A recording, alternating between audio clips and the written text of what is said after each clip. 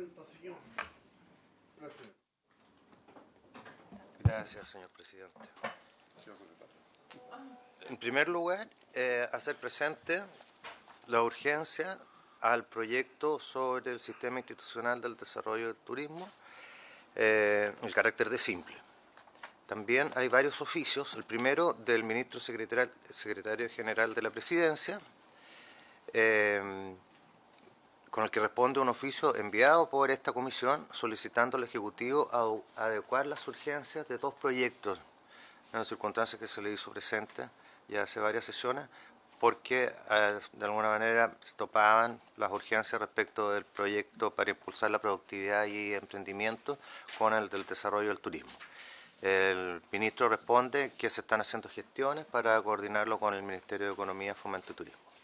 También hay un oficio del subsecretario de Hacienda, el señor Francisco Moreno, también respondiendo un oficio enviado por la Comisión, por el cual solicitábamos información al Ministerio respecto del decreto con fuerza de ley que regulará la planta, escala, dotación y estructura del CERNAC, a dictarse en fecha próxima. Al respecto, el señor subsecretario informa que dicho decreto está ingresado a toma de razón por la Contraloría General de la República con fecha 13 de junio y también nos acompañó copia del mismo. Hay solicitudes de audiencia del asesor de dirección de la Agencia de Promoción de la Inversión Extranjera, Invest Chile, el señor Federico Tapja, quien solicita que la institución pueda presentarse ante la comisión. Y bueno, recuerda que la institución fue creada por ley como servicio público descentralizado, con personalidad jurídica y patrimonio propio, y se relaciona con el presidente de la República por intermedio del Ministerio de Economía. Otras comunicaciones de la relacionadora pública de la Municipalidad de San Vicente de Tahuatahua, quien remite a la Comisión una carta enviada a la Confederación Nacional de Funcionarios Municipales de Chile, de San Vicente, relativo al bono de retiro de los funcionarios municipales y la necesidad de ajustar con el artículo de la ley 21.135 que regula esa materia, eliminando un requisito que exige de 20 años de servicio.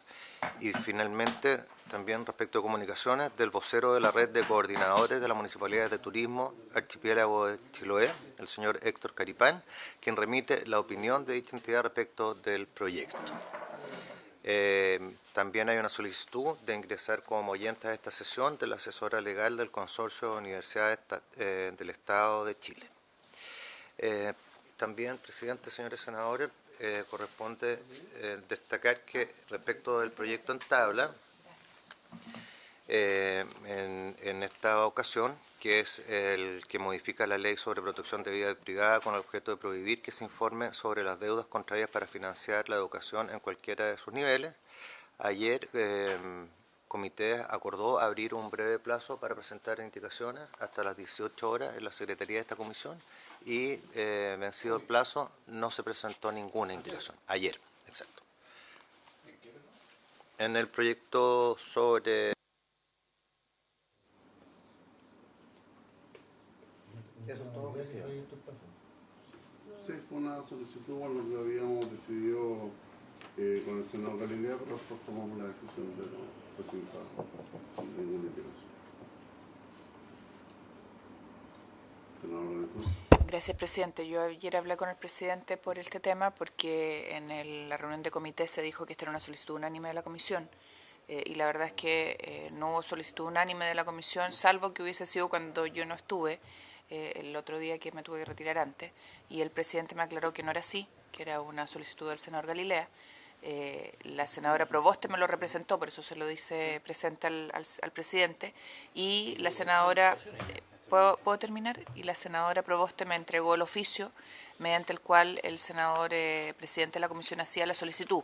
Entonces se lo entregué yo ayer durante la sesión de la sala para que pudiera aclararlo, porque era una situación bien incómoda para mí frente a mi par y jefa de comité, Yasna Proboste, que es además la miembro de la Comisión de Educación, cuando además nos habíamos comprometido en sala para que ella no se opusiera a que el proyecto viniera a Economía y viniera por un plazo limitado, que fue un tema más que debatimos en esta comisión el otro día y que el senador Herbo hizo un punto respecto a aquello. Hago la explicación para que se entienda, porque creo que lo mínimo dentro de nuestras normas de convivencia, de sana convivencia, además que la hemos tenido tan buenas en esta comisión, es eso, que por favor nos respetemos, porque si no uno queda mal frente a los pares.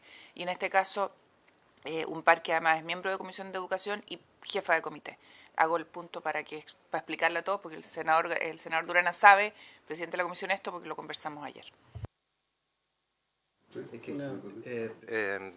Respecto del mismo punto, la Secretaría tenía la inquietud respecto de la tramitación especial que se le dio a este proyecto en cuanto lo conociera también la Comisión de Economía después de que la Comisión de Educación despachara su segundo informe.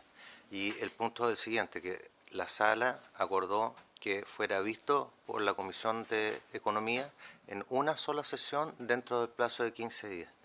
Y por reglamento, la comisión, cuando un proyecto pasa a distintas comisiones, la comisión siguiente debe pronunciarse solamente respecto del proyecto despachado por la anterior.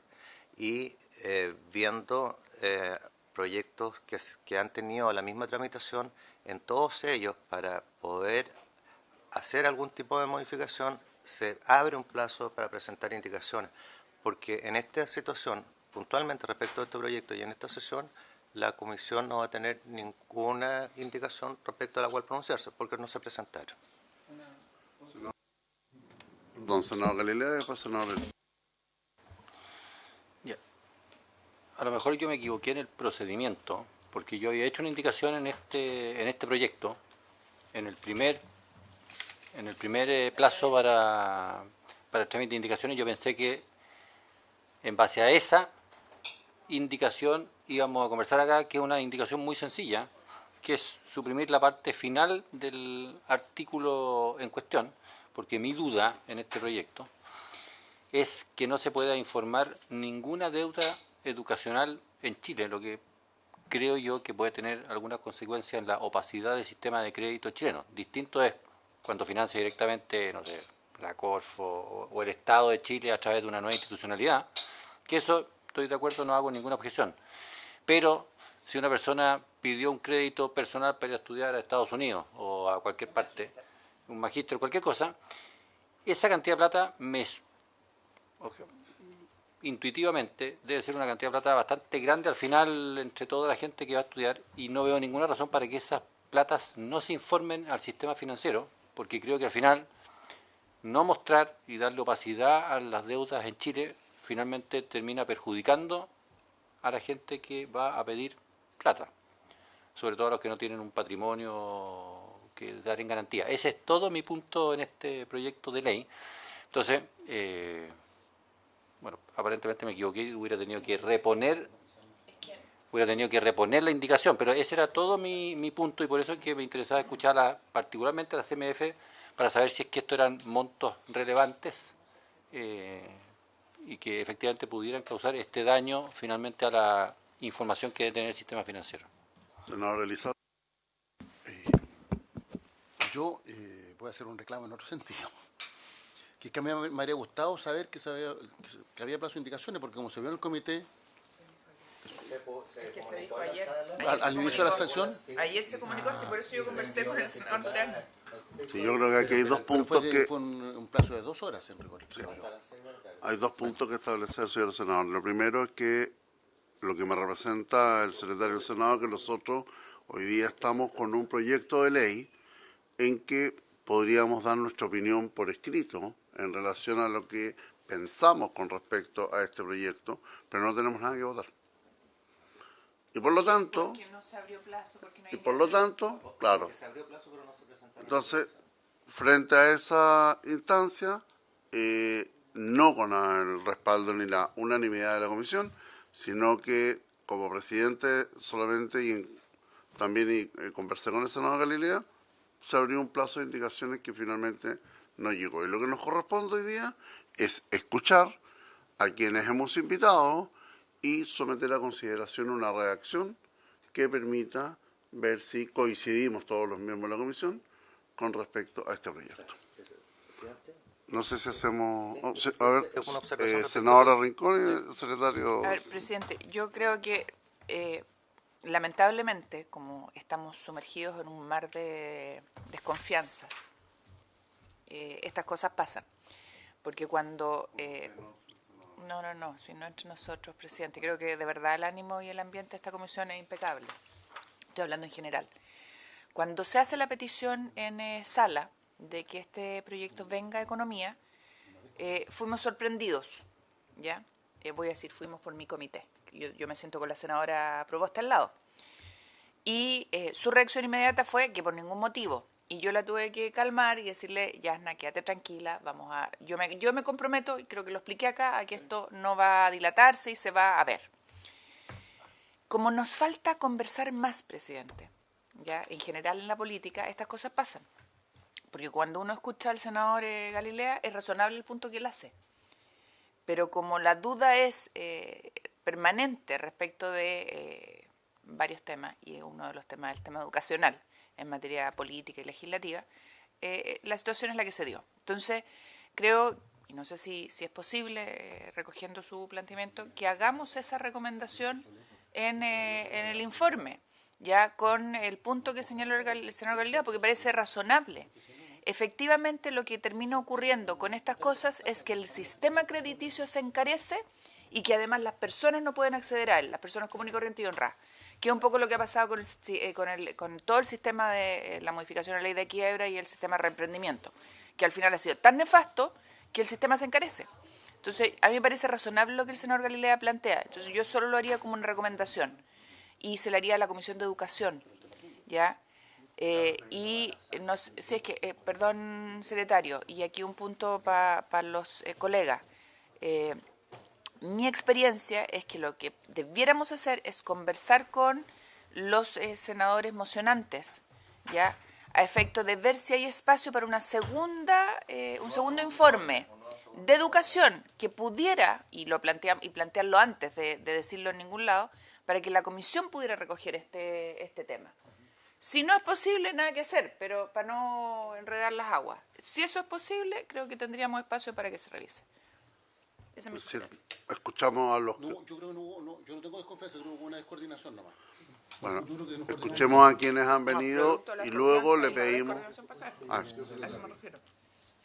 Únicamente me corresponde hacer presente un punto de reglamento que, como hemos hecho presente acá, se abrió un plazo para presentar indicaciones, no se presentaron y por lo tanto la comisión no tiene ninguna indicación respecto de la cual pronunciarse. Ahora, existe también una vía reglamentaria que exige unanimidad de los senadores presentes y es cuando se quiere hacer alguna modificación que no esté basada en una indicación presentada, la exigencia es que haya unanimidad entre los parlamentarios. Yo había planteado lo del plazo de las indicaciones porque yo tengo una duda respecto del posgrado. ¿Ah? Bueno, está esa fórmula, no sé si... Porque aquí se refiere a todos los niveles, y en el caso del posgrado, estudios de magíster y doctorado, que son una inversión que hace el profesional adicional a su formación. Yo creo que el principio no es el mismo que se aplica respecto de las deudas que puedan existir por deudas en el nivel escolar y en el nivel universitario o técnico profesional de pregrado. Pero lo discutieron en la educación. Sí, o sea, no fue... Está bien, pero yo tengo un punto de vista... Sí. Yo creo que lo que nos queda es escuchar a quienes hemos invitado a esta comisión y pedir al secretario hacer una redacción que sea concordada con los miembros de la comisión y entregamos el informe la próxima semana, luego de... A la sala tenemos que informar. Sí, ese informe lo podemos socializar. ¿Por qué no pasamos a educación, presidente, y usted directamente habla con la senadora Proboste? Para tratar de ver si... Porque es que a lo mejor es razonable. Ahora me dicen que lo discutieron, pero yo insistiría el tema... Ok, pero lo hablamos después Sí, que sí, sí. tengamos No, redactado el obvio. documento. Y tratar, ¿Ya? Pedro, de hacerlo rápido, ¿Ya? si no es tan Es decir, complejo. de aquí al próximo... No, antes. No, pero lo juntamos, lo vemos el martes en la sesión de la tarde. No, La- tratemos, nosotros tenemos sesión el jueves, ¿o no? Mañana. Mañana. Mañana estamos. Y el lunes también nos vamos a ver en Santiago casi todo, o sea, tratar de por WhatsApp de consensuar el informe, cosa que usted pueda hablar con ella el lunes en algún minuto. Estoy tratando de pensar que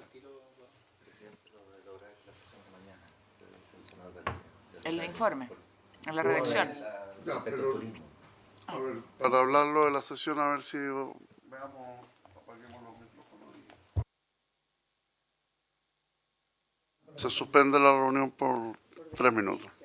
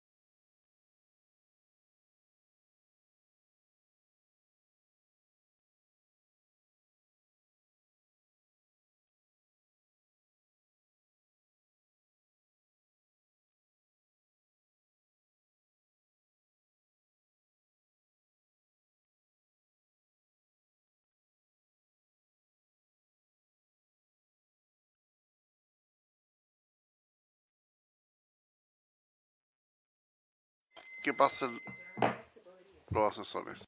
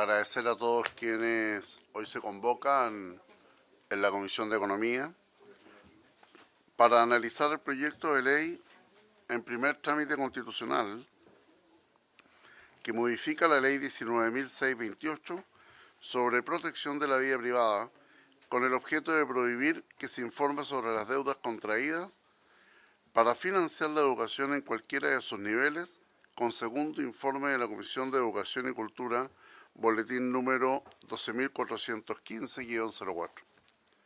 Voy a saludar a quienes hoy nos acompañan. Del Ministerio de Economía, Fomento y Turismo, la asesora Michelle Lavé, la asesora señora Jimena Contreras y el asesor señor Diego Char. De la Subsecretaría de Educación Superior, saludamos al señor subsecretario, recientemente nombrado don Juan Eduardo Vargas, la jefa del Departamento Jurídico, señora Francisca Padrier, la asesora, señora Bernardita Molina, y el asesor, señor Carlos Oyarzún. De Equifax, el director legal, señor Ignacio Bunster. De la Comisión para el Mercado Financiero, el presidente, señor Joaquín Cortés. El intendente de Regulación de Bancos, señor Luis Figueroa. Director jurídico de bancos, señor Cristian Carmona. La comisionada, señorita Rosario Celedón. El jefe de comunicaciones, señora María Cristina Goyenechea.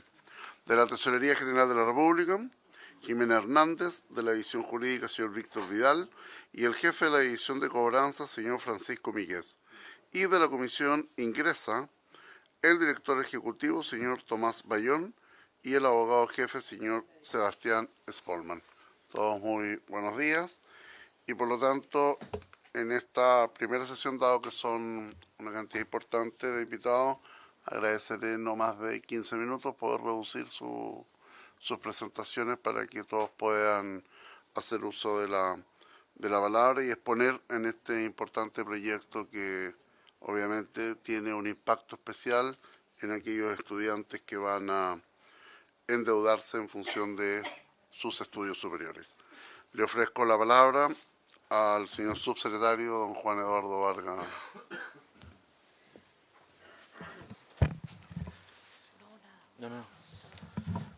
Presidente, muchas gracias. Parto por saludar a todos los integrantes de la comisión y simplemente comentar muy brevemente que este proyecto de ley, que tiene un origen que en principio busca beneficiar a los estudiantes en términos de que sus deudas no sean informadas a DICOM, a lo largo de la discusión que se generó en la Comisión de Educación, fueron aflorando algunas aristas respecto de este proyecto, que hacen ver que no necesariamente puede ser tan inocuo para los mismos estudiantes. Y no solamente respecto a los estudiantes, también tiene aristas que eventualmente pueden ir en perjuicio de los mismos fondos que administra el fisco. Entonces, a ese respecto, se hace necesario que esta comisión también pueda revisar este proyecto de ley para ver si es que efectivamente puede tener estos otros efectos no deseados en el proyecto originalmente. Es importante hacer ver, en este sentido, presidente, que hay una serie de actores dentro del ámbito educacional que podrían verse afectados por este proyecto, y respecto a lo cual es necesario tener una mirada un poco más profunda. Voy a poner algunos ejemplos para que se pueda entender lo que estoy diciendo. En primer lugar, tenemos a los administradores de fondos solidarios.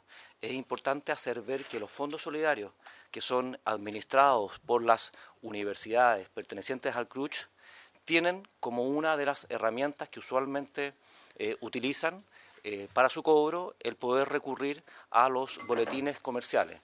Desde ese punto de vista, se podría pensar que un proyecto de esta naturaleza podría tener un efecto en la recuperación de esos créditos y eventualmente en los fondos de los cuales disponen las universidades para efectos de seguir entregando créditos solidarios. Adicionalmente, también, y esto fue lo que inició de alguna manera la revisión del proyecto. Adicionalmente, puede tener también un efecto en las mismas instituciones de educación superior que son garantes de créditos, en particular del crédito con aval del Estado. Es decir, si por la vía de este proyecto finalmente las instituciones de educación superior deben finalmente ser responsables del pago del crédito, eso tiene un efecto financiero en esas instituciones. Y en última instancia, ese efecto financiero pudiese redundar en un alza de aranceles que debiesen pagar finalmente todos los estudiantes. Eso también es indirecto, pero por eso cuando en un principio yo señalo que esto también podría afectar a los mismos estudiantes, me refiero a que como una cadena de hechos, finalmente esto, que aparece inocuo, pudiese terminar afectando a los mismos estudiantes a quienes se quiere beneficiar. En tercer lugar, presidente, también es importante señalar que el fisco es dueño de una cartera de créditos con aval del Estado y que también dicha cartera pudiese también verse afectada en cuanto a que si disminuyen los niveles de recuperación producto de este proyecto, evidentemente el fisco también podría tener un perjuicio desde ese punto de vista. Eso es, en términos generales, la visión que nosotros tenemos. Creemos que insisto y repito, presidente, que puede tener un fin loable como proyecto, pero creo que es necesario darle una vuelta y analizar también de manera adicional cuáles son los efectos que podría tener un proyecto en otras aristas que en un inicio, insisto, no fueron contempladas. Eso, presidente, muchas gracias. Señores senadores, se ofrece la palabra. Yo Alcalde. creo que hay un problema conceptual. O sea, a mí me parece bien el proyecto, el objetivo que se ha planteado, pero la transparencia, no la transparencia, la información respecto del endeudamiento es relevante para efectos de prevenir el sobreendeudamiento. Entonces, el énfasis debería ponerse en la gratuidad. Y habiendo crédito, debería, de todas maneras, existir mecanismos de resguardo para evitar el sobreendeudamiento, para proteger a las propias familias, a las propias instituciones. Entonces, creo que ahí hay un tema que en algún momento podríamos conversar con la Comisión de Educación, de dónde se pone el énfasis. ¿Se ofrece la palabra? Bien, invitamos a poder hacer uso de la palabra al director legal de Equifax, señor Ignacio Bunster.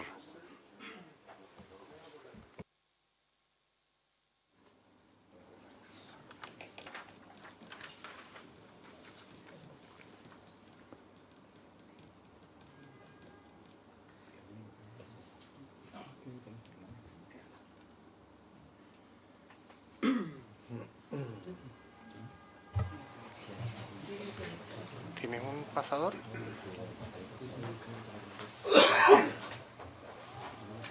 Gracias. Muy buenos días y bueno, muchas gracias por recibirnos en esta comisión.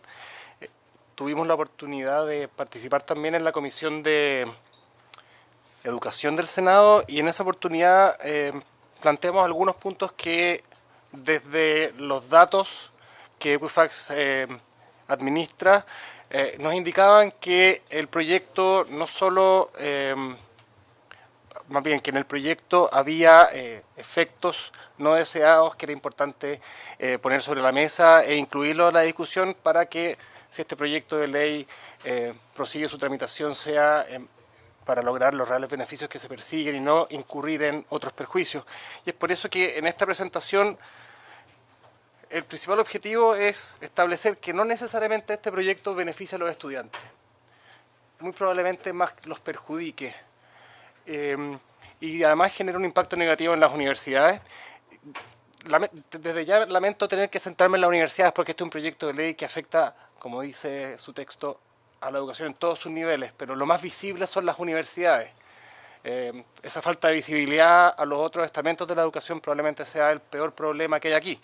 En segundo lugar, que va a producir un efecto sistémico, pues va a encarecer el acceso al crédito a todo nivel. Y en tercer lugar, que como consecuencia de lo anterior invisibilizará y perjudicará a los buenos pagadores.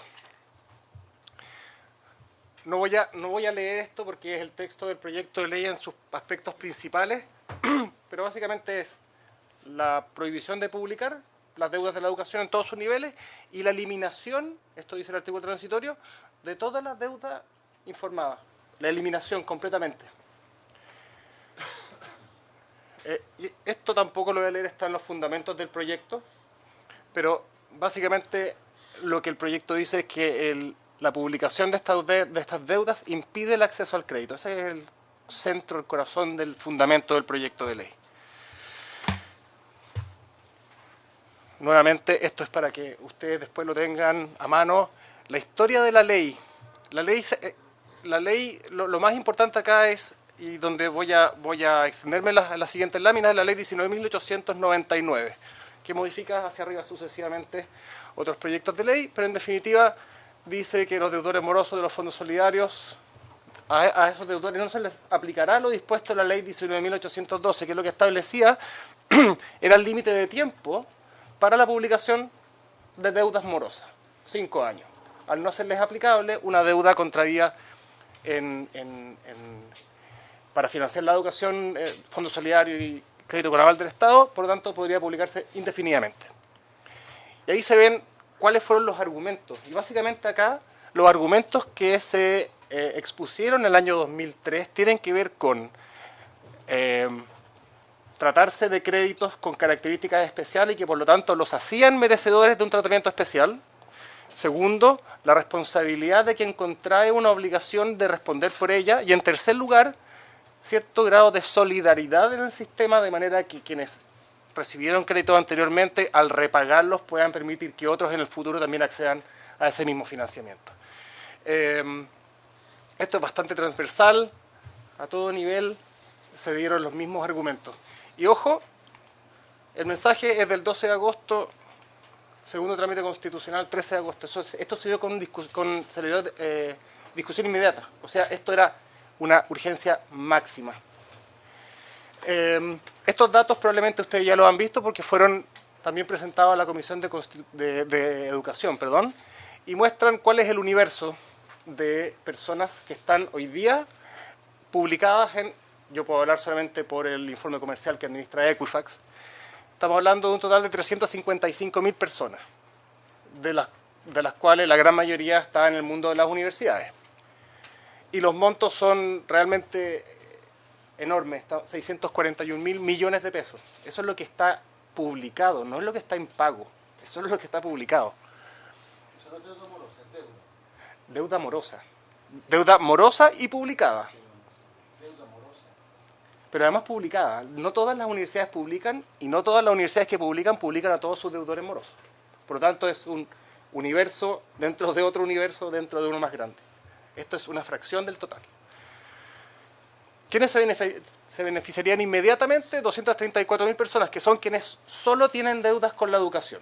Entonces, ahí el monto se reduce a 233.000 y tantas personas, con 443.000 millones de pesos de monto total publicado. Este es un perfil. Uno mata. A ver, eso es. A ver, el primero es.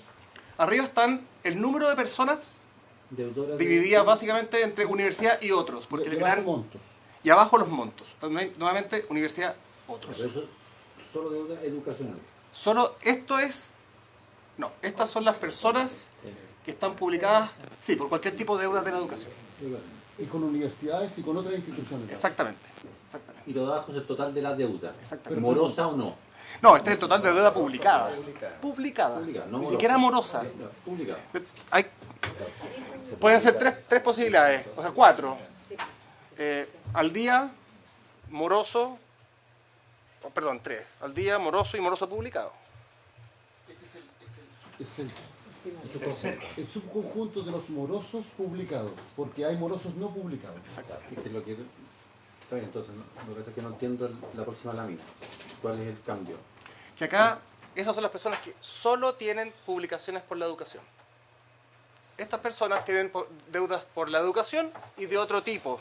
Por lo tanto, un borronazo de estas deudas igual los deja en el boletín, porque tienen otro tipo de publicaciones.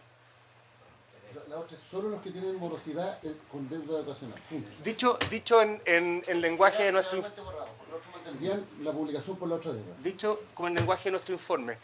Estas 234.000 personas, al día siguiente de que esta ley se aprobara con el texto actual, tendrían un score 999, porque no tendrían ninguna otra deuda y por lo tanto tendrían el máximo puntaje posible.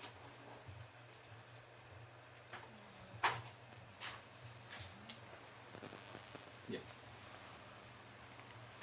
Como les decía, este es un perfil de la población, de cómo está segmentada de acuerdo a distintos indicadores. Lo que se ve más, lo más visible, creo yo, es que la gran mayoría de las deudas, y perdón, ahí las dos primeras de la tabla de más hacia la derecha están invertidas, pero entre hasta 1 millón de pesos de deuda se concentra algo así como el 60% de la población de estos 234.000 morosos. 59, sí. Modelamos para ver cómo era el efecto real que se producía en esta gente, y por lo tanto tomamos la cartera con mora en educación vigente, bancarizada. ¿Por qué bancarizada? Porque quienes no están bancarizados no acceden al crédito, por lo tanto no debieran estar en la muestra. Tomando el periodo junio 2018-julio 2019, se hizo una comparación en función de créditos de consumo y créditos hipotecarios, y finalmente se compararon segmentos de gente que tenía deudas de la educación u otro tipo de deuda. Y lo que aparece de este análisis es que quienes tienen deudas de la educación tienen una situación mejor de acceso al crédito que quienes tienen otro tipo de deuda. Y la verdad que son números bastante elocuentes. 15% versus 9,7% en el caso de los créditos de consumo. ¿Está hablando ahí nuevamente de deuda o de morosos? Siendo Esos porcentajes se calculan respecto de los que tienen deuda o respecto a los que tienen deuda morosa. Estos son publicados, personas publicadas, porque ¿Pero con deuda o con morosidad? es que para estar publicado la deuda tiene que estar morosa. Ya. ¿Por qué esto es importante? Porque al final se trata de la persona que se presenta ante una institución que otorga crédito y lo evalúan. Y la manera de evaluarlo es con informes comerciales. Entonces yo lo veo y digo, tiene deuda de la educación. Bueno, un 15% de la gente que tiene una deuda...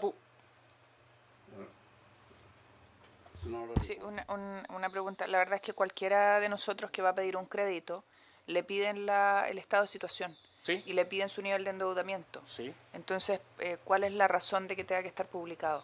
Y pregunto inmediatamente, lo voy a dejar para el final, con la nueva ley de protección de datos, la verdad es que esta discusión es irrelevante. No, Porque también podría estar educación, salud, etcétera, información sensible que va a requerir de la autorización de la persona para ser publicada. no. A ver, hay dos cosas. No estoy en esa comisión, pero... Sí, el proyecto de ley que modifica la actual ley sobre protección de datos excluyó expresamente de la discusión la parte sobre obligaciones económicas. Por lo tanto, se va a mantener hasta que haya un nuevo proyecto en el cual se vea en particular esa materia. Segundo, una de las excepciones al consentimiento de los titulares es las morosidades, las obligaciones económicas. Por lo tanto, no se necesita el consentimiento para publicar a un deudor moroso. Y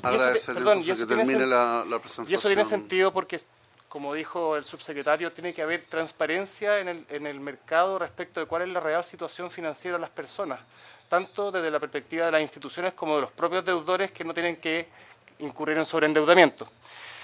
Pero, siguiendo adelante, tanto a nivel de créditos hipotecarios como de créditos de consumo, el acceso a crédito de quien tenía deudas educacionales versus quien tenía deudas de otro tipo siempre fue mejor.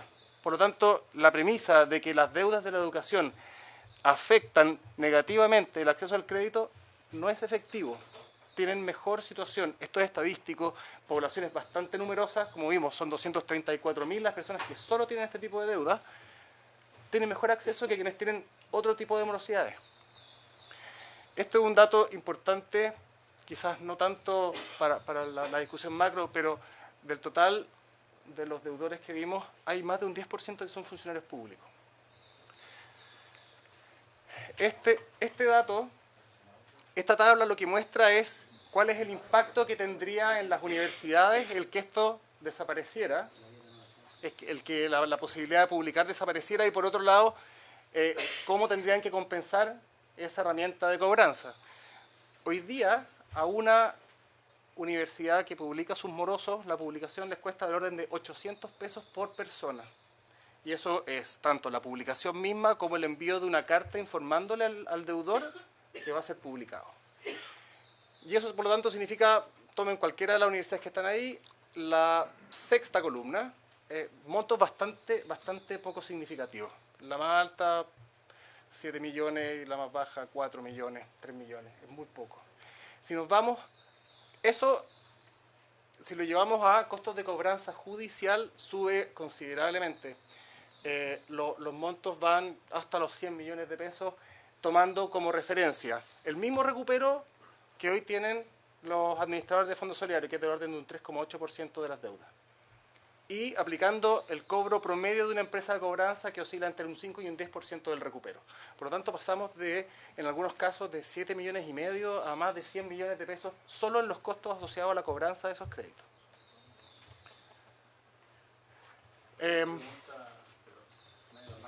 Sí.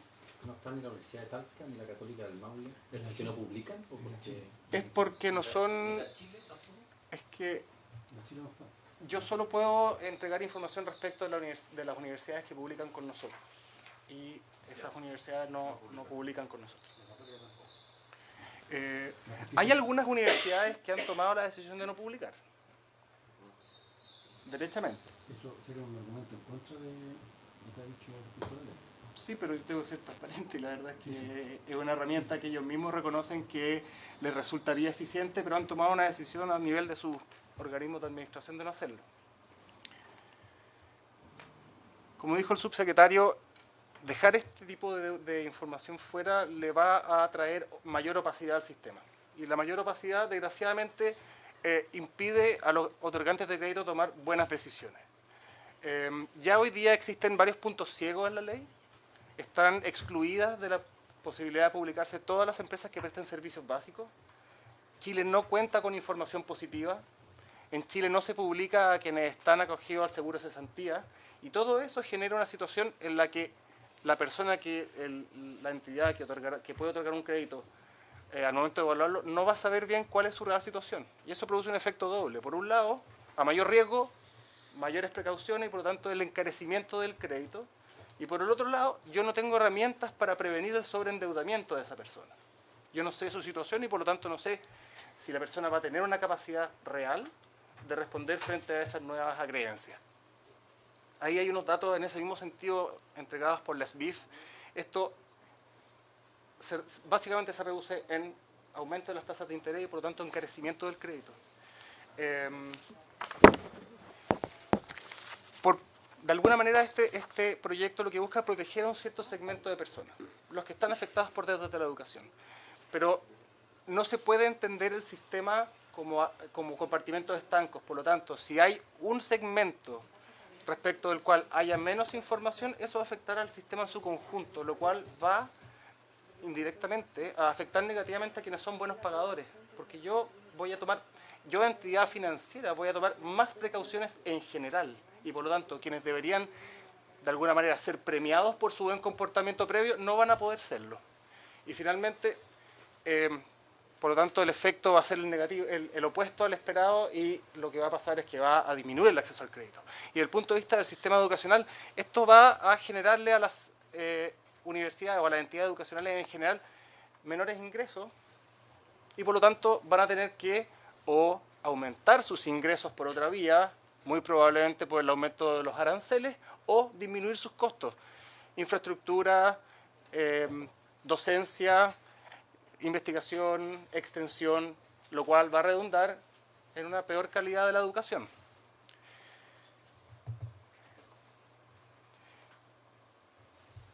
Con eso termino mi presentación. Muchas gracias. Dos consultas que quería plantearle.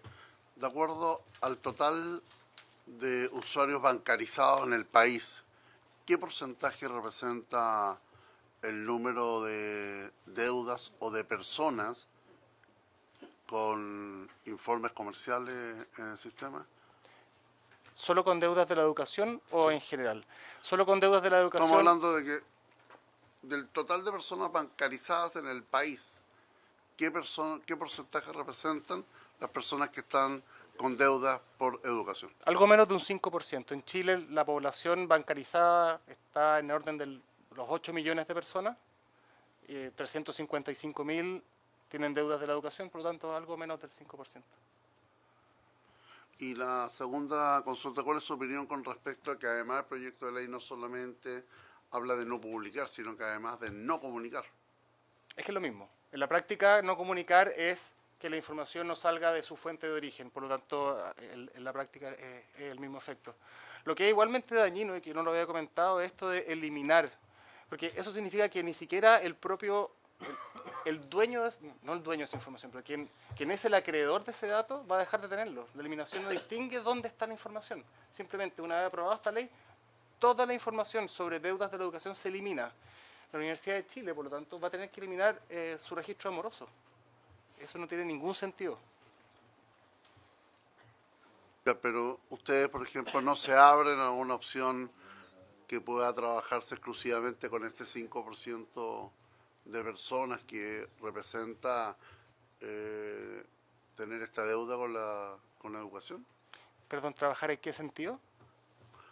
Buscar fórmulas que permitan efectivamente, ya sea desde el nivel de las universidades o desde el nivel de la banca, poder ayudar a esta gente que en muchos casos son estudiantes universitarios, jóvenes, que porque en algún minuto sus padres no pudieron seguir pagando, o en otras instancias es porque perdieron la carrera, o finalmente terminaron sus estudios profesionales y están debiendo esta cantidad de dinero. No existe la posibilidad de abrir un crédito especial para que ellos puedan, o un crédito blando para que ellos puedan terminar su deuda universitaria en materia de educación. Solo en materia de educación, me refiero. Perdónenme el chilenismo, pero yo creo que esta ley es un poco como el sillón de Donoto, porque no ataca el problema de fondo. Acá lo que se está tratando de hacer es solamente tapar las deudas, no eliminarlas. Ni tampoco atacar el problema de fondo, que es un sistema de financiamiento de la educación que, sobre todo en épocas pasadas, era muy difícil de pagar por las condiciones. Esto claramente ha ido disminuyendo a través del tiempo con las nuevas condiciones del CAE, pero hay un arrastre importante. Entonces, la verdad es que esto es cosmético y la verdadera solución debería estar mucho más orientada a un mecanismo de financiamiento de la educación con condiciones que efectivamente permitieran a sus beneficiarios a pagar, como hoy día, en función del ingreso, con ciertos periodos de gracia y con una tasa que no se termine convirtiendo en una mochila imposible de llevar. Pero sí, esa debería ser la solución. Ok, muchas gracias. Le ofrezco senador Elizalde. A mí la duda que me genera, porque dice solo se publica la deuda morosa, pero las instituciones bancarias tienen acceso a la información de endeudamiento. Solo las instituciones bancarias, o sea, todas las Instituciones financieras tienen sí, acceso el a informe de deuda, que no necesariamente es morosa, porque eso permite además determinar, también evaluar el crédito y cuál es el monto, un crédito para efecto de que se pueda pagar la cuota correspondiente todos los meses o anual o como sea que sea otorgado el crédito. Sí, la información de deuda, que es la que consolida la ex-SBIF, es una información a la que solo acceden las entidades fiscalizadas por esa institución y tiene lo que se podría considerar información positiva, que es la que muestra el comportamiento crediticio de las personas, no solo su morosidad. Pero solamente tienen acceso a ella esas entidades y, por lo tanto, para todo el resto de los otorgantes de crédito, que son muchos, o sea, hoy día gran parte de la gente, sobre todo la más afectada por estas deudas, se financia en el retail y en el retail no financiero. Por lo tanto, sí, parte de la información está disponible para parte del mercado crediticio, pero no para todo. Por lo tanto, también ahí hay un desequilibrio y, en definitiva, lo que van a hacer quienes tengan esta situación es irse hacia aquellas instituciones que tengan la vista más incompleta de su situación financiera. Entonces, por eso es que tiene que ser la solución sistémica y por eso es tan importante lo que se habla sobre deuda consolidada o la normar sobre el uso de información positiva, etcétera. Ok, muchas gracias. Se ofrece la palabra al presidente de la Comisión para el Mercado Financiero, señor Joaquín Cortés. Quería agradecer que se haya considerado nuestra opinión técnica sobre este proyecto. Pienso que este se puede analizar desde diversos puntos de vista. Nosotros lo vamos a analizar desde el punto de vista de nuestro mandato legal, que es velar por la solvencia, desarrollo y conducta de los mercados financieros. Traemos una presentación, pido permiso para que la presentación la haga el intendente de regulación financiera.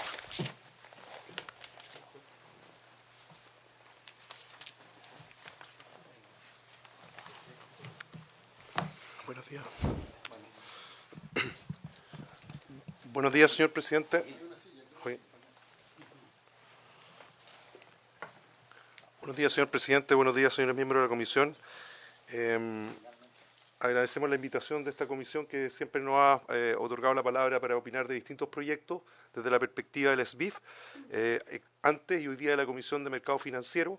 Como ustedes bien saben, a partir del 1 de junio se integraron tanto la Comisión de Mercado Financiero, que tenía antes Valores, Seguros y algunas otras instituciones, con la ex SBIF, y hoy día somos la Comisión de Mercado Financiero que preside don Joaquín Cortés. Entonces, entrando directamente al proyecto, la verdad es que es muy importante para poder situar desde donde nosotros planteamos nuestra mirada al proyecto, es cuál es la misión institucional que tiene la Comisión de Mercado la Comisión para el Mercado Financiero hoy.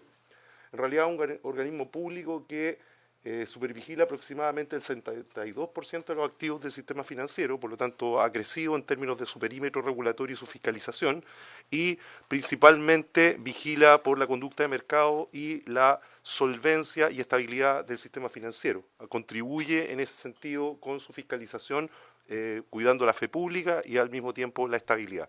Y por lo tanto las variables que afectan la estabilidad a través de las distintas vías son variables que a nosotros nos preocupan, y de esa perspectiva y mirada hacemos nuestros comentarios.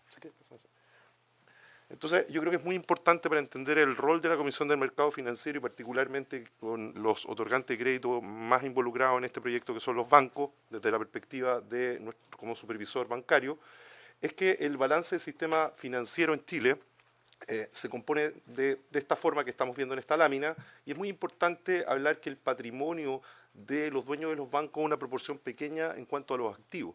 La verdad es que la forma en que se financian los activos, que son los créditos en la economía, son principalmente pasivos, que son depósitos del público. Y por lo tanto la misión de la Comisión para el Mercado Financiero es proteger la fe pública para que esos pasivos se mantengan ahí, no se produzca una salida de esos pasivos y por lo tanto finalmente impacte en los créditos. Los créditos son los que le dan el dinamismo a la economía, y por lo tanto necesitamos formar confianza en este balance de la economía. Y por lo tanto también en la calidad de esos activos y cómo se otorgan esos créditos y cuál es el sistema respecto a cuáles son sus provisiones, cuál es el capital, y por lo tanto, por ejemplo, en la última modificación a la Ley General de Bancos, lo que se hizo avanzando a Basilea III es fortalecer precisamente el patrimonio que ponen los dueños para que efectivamente estas instituciones sean más importantes. Entonces, yo creo que es bien relevante, más allá que nos gastemos estos 2 minutos o 3 minutos en explicar desde dónde nos paramos como institución para poder hacer estos comentarios. Respecto del crédito universitario, los financiamientos de educación superior, la verdad es que aquí hay una línea que explica la evolución del régimen de financiamiento y cómo ha ido evolucionando a través del tiempo con las distintas modificaciones legales y cómo se han ido incorporando también los bancos en este rol. Al mismo tiempo, como la matrícula, ¿cierto?, en los años 80 rondaba los 200.000 estudiantes y ha crecido 6,7 veces, llegando a 1.200.000 estudiantes más. Y por lo tanto, los distintos impactos que tiene en el financiamiento y en el sistema bancario y que nosotros fiscalizamos cada vez es más importante. Eso lo dejo ahí para datos, pero finalmente, bueno, ustedes lo conocen bien.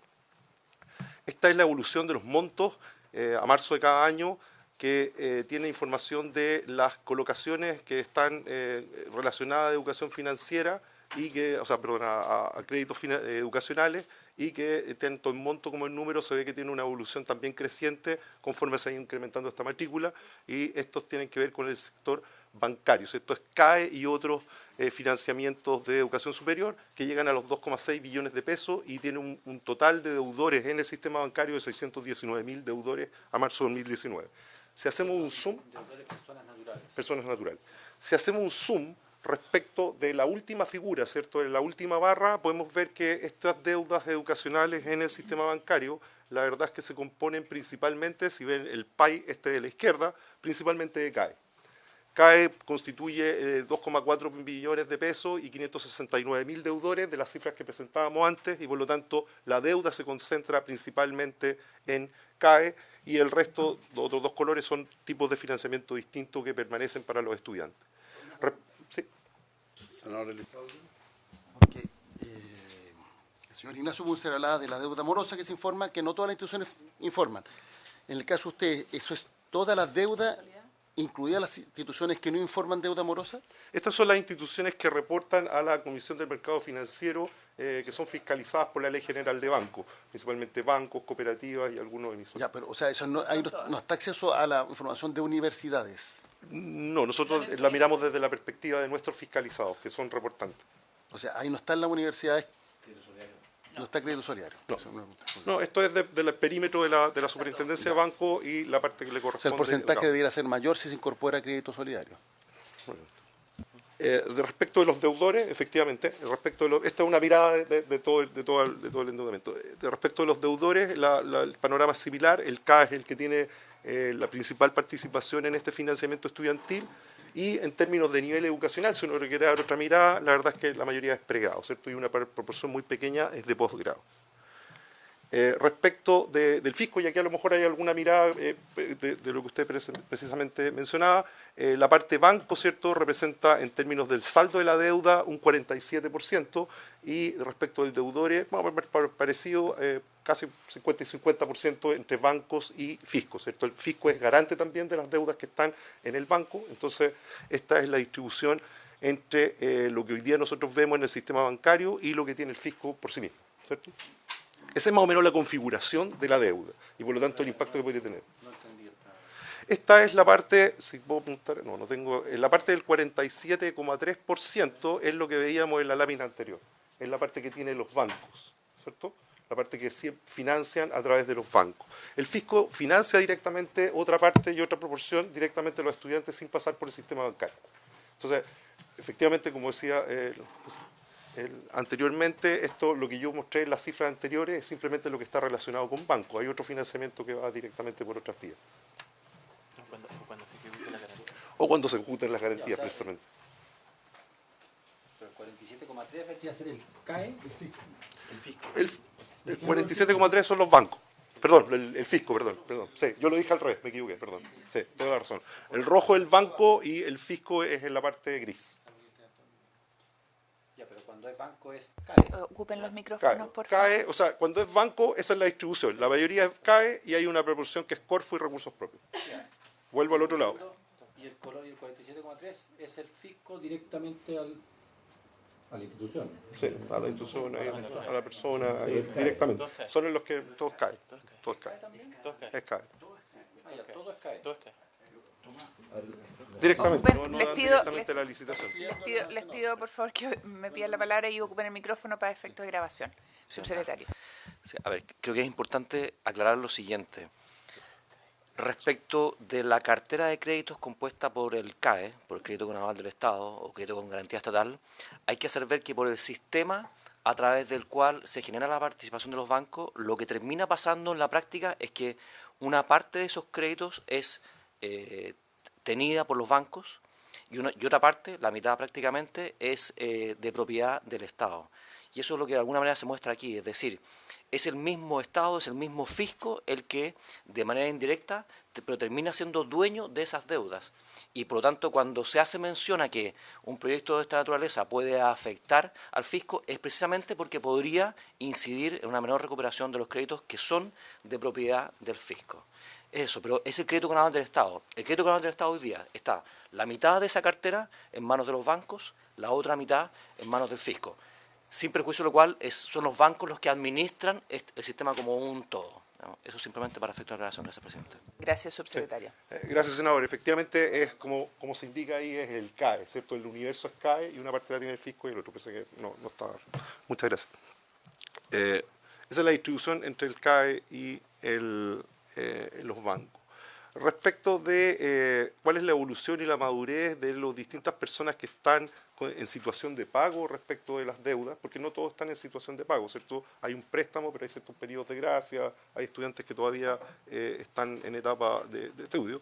Estos han crecido, llegan a 484.000 estudiantes, y ahí están las cifras que en realidad son públicas, que son respecto a los cuales hay mora, ¿cierto? La mora en el último periodo, en el 2018, se puede ver que hay 114.000 egresados y 77.000 de la gente que desertó de las carreras. Eso da un total de 484.000, que es un poco más de la mitad de los estudiantes que hoy día está con crédito CAE. Esa es la situación. El porcentaje final es del total, por lo menos, ¿no? El porcentaje es de cada categoría. Los desertores más mora que... Efectivamente. Ahí o sea, por ejemplo, si fuéramos al último punto, el 69%, que son los 77.000 sobre los 111.000, el 69%. Y en el caso de los egresados, de la gente que... El total, estoy diciendo. Claro, el porcentaje del total es alrededor de 38%. Punto, está claro que casi dobla, no, lo dobla de hecho. Sí. Los que están en mora respecto de los que están, y al revés. 2 a 1 en relación arriba y 2 a 1 en relación abajo. O sea, 1 a 2 en relación abajo. Efectivamente, esa es la cuenta. Si uno hace un promedio ponderado, probablemente es 38% o alrededor de eso. O sea, la excepción es más negocio, digamos, eso para todos. Efectivamente. Entonces, esta situación hay que tomarla en consideración cuando uno ve aspectos financieros de la evolución de los pagos. La moción parlamentaria se refiere a un aspecto específico de la deuda vinculada a créditos estudiantiles relacionado a la publicación de información de morosidades. Al respecto, yo voy a resumir un poco los puntos que están acá. Nosotros, la verdad es que respecto del tema que a nosotros nos preocupa, que es la estabilidad financiera y la solidez de las instituciones y que funcione el crédito en régimen, la verdad es que los sistemas de información crediticia son un aporte, en el sentido que visibilizan la situación financiera de las personas, de los distintos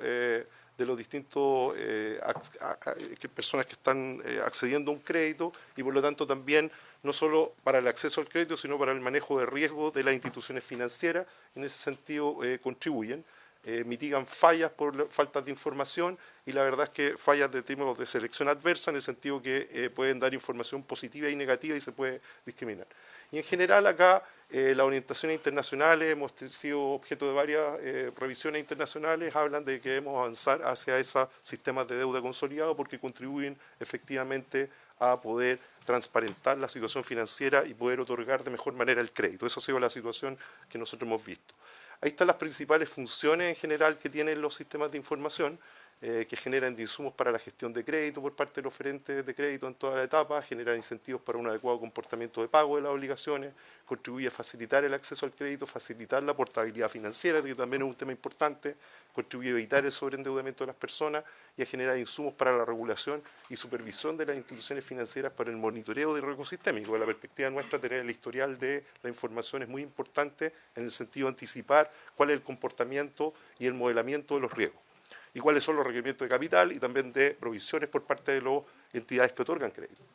Como dije antes, las recomendaciones tanto del Banco Mundial, el Fondo Monetario Internacional y OCDE apuntan en la dirección de ampliar los registros de información crediticia en Chile. Ello ha dado lugar a iniciativas legislativas orientadas a mejoras en los sistemas de información comercial para abordar las debilidades relacionadas a cobertura, para que se puedan visibilizar todos los oferentes de crédito y alcance la información, historial de pago e información positiva, que hoy día falta, parte de lo que nos falta. Avanzar, por lo tanto, hacia un sistema consolidado de deuda. ¿Cuáles son nuestros comentarios, teniendo en cuenta desde dónde nos paramos como institución y el rol que nos corresponde en esta institucionalidad? Nuestros comentarios hablan de que la moción parlamentaria propone modificaciones a la protección de la vida privada que restringirían el reporte y la publicación de los sistemas de información crediticia sobre morosidades vinculadas a créditos educacionales.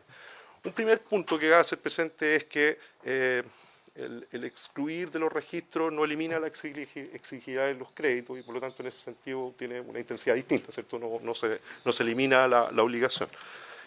Si bien nosotros nos paramos desde una perspectiva distinta, que es la de la estabilidad financiera, la de la estabilidad de las instituciones financieras, y podemos entender que tiene un aspecto positivo para las personas el mirarlo desde otra arista, podemos encontrar algunos efectos negativos derivados de la menor disponibilidad de información que queremos hacer ver en términos para que se puedan ponderar adecuadamente en términos de avanzar ese proyecto. Primero, sobre la administración de los riesgos, que es un punto importante para nosotros, que al no poder ser identificadas estas deudas y no poder distinguirse entre buenos y malos pagadores, se podría generar un razonamiento por parte de oferente de crédito, lo que podría afectar a grupos como profesionales recién egresados. Hay una selección adversa. Los promedios benefician a algunos y perjudican a otros, ¿cierto? Siempre, si uno no puede distinguir, asume un comportamiento promedio, por supuesto, eso tiene algunos efectos negativos. En términos de incentivo de pago, la invisibilización de compromisos de deuda pudiera afectar la tasa de pago en el sistema. Hay un sistema de incentivos para poder pagar los compromisos y al no ser estos visibles podría afectarse en alguna medida ese sistema de incentivos. Otro punto que tenemos para destacar es sobre efectivamente el sobreendeudamiento. Es una preocupación de las instituciones que regulamos el mercado financiero. Distintas instituciones han mostrado preocupación o monitoreo constante sobre el sobreendeudamiento y cuál es la evolución. Se monitorea constantemente y, por supuesto, el no contar con una parte de la información o el no mostrar, no solamente puertas adentro, sino también a los oferentes de crédito, cuál es la situación financiera de cada persona que está accediendo a un crédito, puede efectivamente generar un sobreendeudamiento. No todos, pero puede haber una fracción de las personas que, dado que no se visibiliza una parte de su endeudamiento, se sobreendeuda. Y lo último, el compromiso de recursos. La eventual alza de la morosidad y menor recuperación de los créditos podría aumentar los recursos fiscales. Ya vimos que en este país hay recursos fiscales comprometidos, también de instituciones financieras, y por lo tanto si se alteran los comportamientos de pago, se pueden alterar tanto el Estado en calidad de garante como acreedor, así como respecto de los recursos de las instituciones educacionales en su calidad de garante. Esa es la perspectiva de los aspectos que nosotros consideramos que deben ser considerados también, o sea, que deben ser tenidos en cuenta para poder ponderar adecuadamente el proyecto. Respecto de cuál es nuestra línea de visión respecto del futuro en términos de este tipo de proyectos, la verdad es que nosotros, atendiendo al mandato institucional de resguardo del correcto funcionamiento y estabilidad del mercado financiero, la CMF ha manifestado la importancia de avanzar en iniciativas legislativas que pretendan a contar con un sistema de información crediticia consolidada. Para la eficiencia y estabilidad financiera es fundamental, tanto para los reguladores, ¿cierto? Para nosotros contar con toda la información financiera de deuda y del comportamiento positivo y negativo es un aspecto importante para la estabilidad del sistema financiero. Más y mejor información crediticia. Se requiere un sistema de información crediticia dotado de mayor cobertura, en el sentido de que se puedan visibilizar todos los oferentes de crédito y todos los comportamientos amplios de las obligaciones que tienen las personas respecto a sus impagos y deudas vigentes, y incluir en dicho sistema de información positiva, ¿cierto? Constituye un activo reputacional que puede favorecer a los deudores con buen comportamiento. Si logramos institucionalizar y poner en operación un sistema que pueda mostrar detalladamente y a lo mejor con alguna granularidad el tipo de deuda en el futuro, positiva y negativa, puede ser efectivamente un incentivo y un buen impulso para que la gente pague y lo muestre como un activo para endeudarse positivamente. Y por último, lo anterior con mira a facilitar al acceso al crédito, potenciar la gestión de supervisión de riesgo de crédito en el sistema financiero. Para nosotros es muy importante y es parte de lo que hemos estado involucrados en los últimos años en la gestión del riesgo de crédito en las instituciones financieras, que sea homogénea, que cuenten con toda la información y que efectivamente puedan tomar los resguardos respecto a la situación financiera de cada persona que toma un crédito, porque necesitamos tener instituciones financieras sólidas y gente que no se sobreendeude. Entonces, la verdad es que avanzar en este proyecto de sistema consolidado de deudas para nosotros es algo muy relevante y ese es parte del mensaje que queríamos entregar. Eso es, señor presidente. Muchas gracias. Secretario.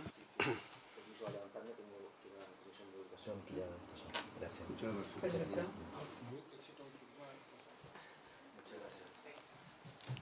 ¿Se ofrece la palabra a señores senadores?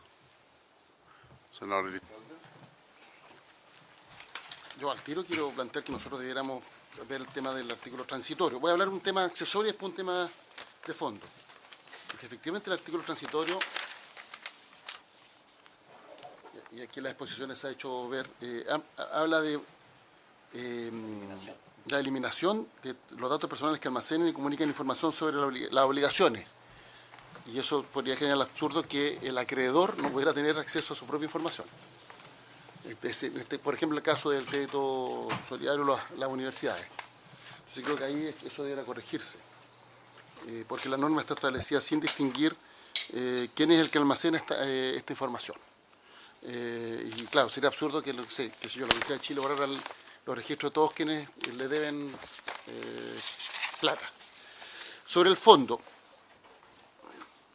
yo no me opongo al proyecto, tengo dudas porque creo que efectivamente parece que aquí lo que estamos haciendo es romper el termómetro para no tomar la temperatura al enfermo. Y con los riesgos que se han planteado aquí, sobre endeudamiento, mayor riesgo para el otorgamiento de crédito, y eso se va a traducir en aumento de tasas. Y al final ocurre como en el proyecto de ley de los estacionamientos. Entonces tengo dudas conceptuales. Ya planteé el tema respecto de distinguir entre los distintos niveles educacionales, sobre todo en el caso del posgrado.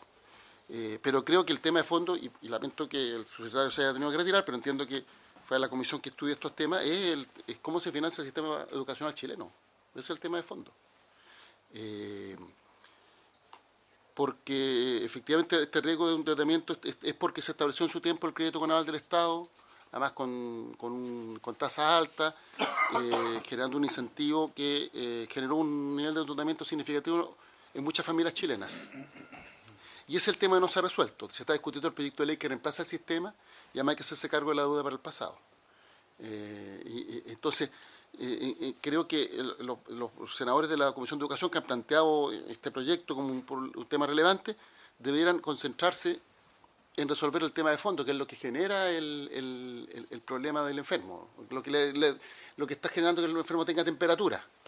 Y la temperatura además es señal de que hay una enfermedad más de fondo. Y creo que eso no se aborda en el proyecto. En el proyecto lo que se está haciendo es, en definitiva, es creer que rompiendo el termómetro el paciente va a dejar de tener temperatura, y creo que eso no ocurre con el sistema educacional chileno, particularmente con la forma en la cual se está financiando. Y creo que debiéramos corregir al menos el artículo transitorio que establece el plazo de eliminación de información. Senador Galileo. Gracias, presidente.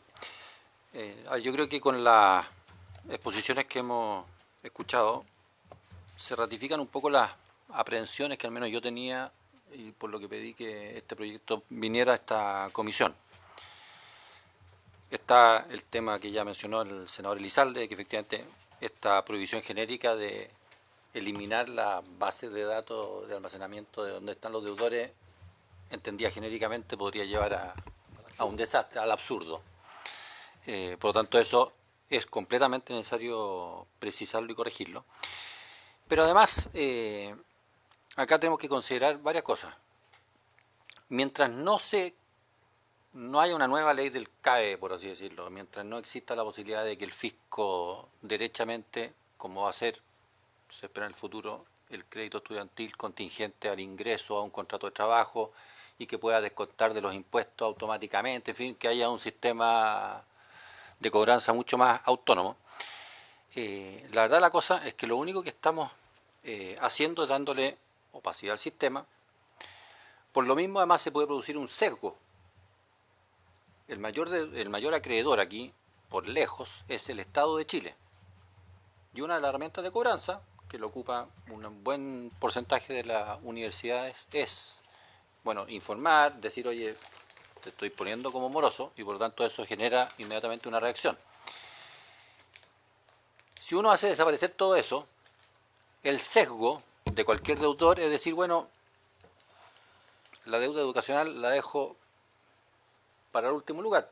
Primero pago el auto, luego pago el hipotecario, pago todas las cosas, y la tele, todas las cosas, pero la deuda educacional, como es la que la puedo mantener, entre comillas, escondida, queda al último lugar llegado el caso.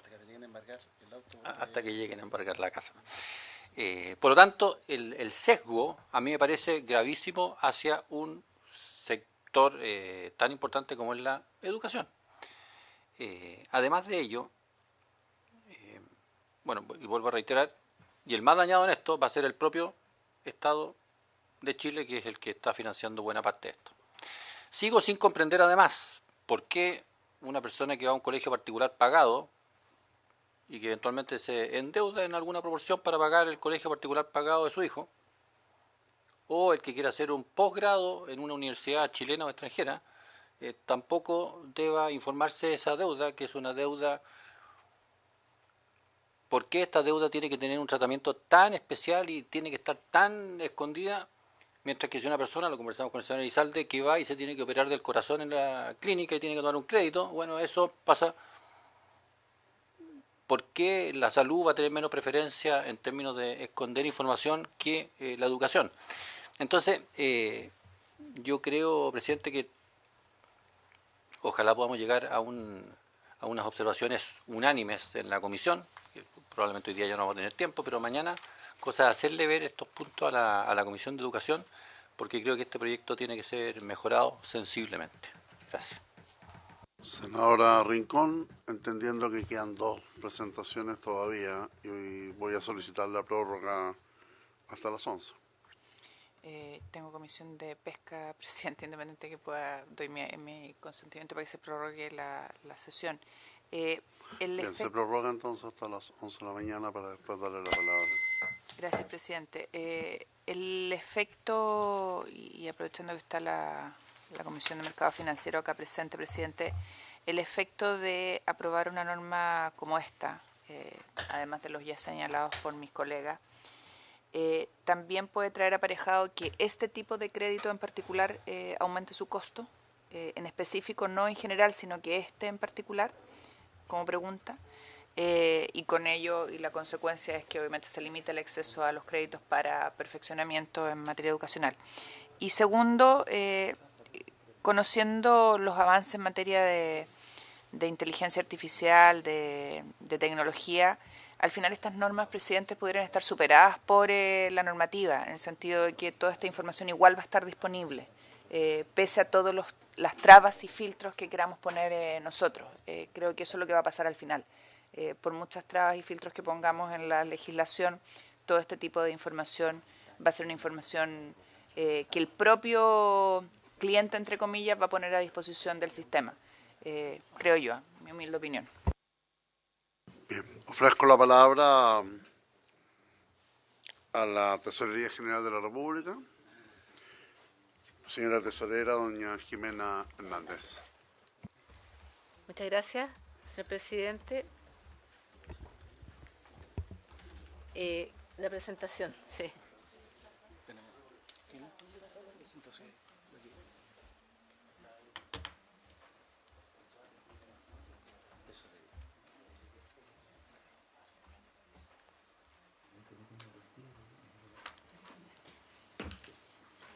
Señor presidente, bueno, las exposiciones ya han tocado varios de los puntos que teníamos, pero queremos hacer, en primer lugar, definir el rol y las competencias que tiene el Servicio de Tesorería en relación a las deudas contraídas con instituciones de educación superior en conformidad a la ley 18.591 y 19.287 y las deudas contraídas con bancos e instituciones financieras de conformidad a la ley 20.027.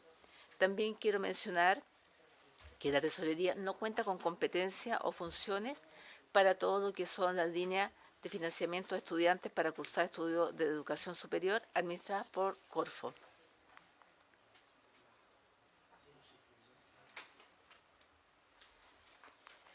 En este sentido, en relación a las primeras 2 formas de crédito y cuyo origen se encuentran en la ley 18.591 y 19.287, normas que crean el Fondo Solidario de Crédito Universitario, cabe señalar que la ley 19.984 del año 2004 faculta a la Tesorería para retener la devolución anual de impuestos a la renta que corresponde a los deudores del crédito solidario universitario que registren morosidad y remitido a dichas instituciones.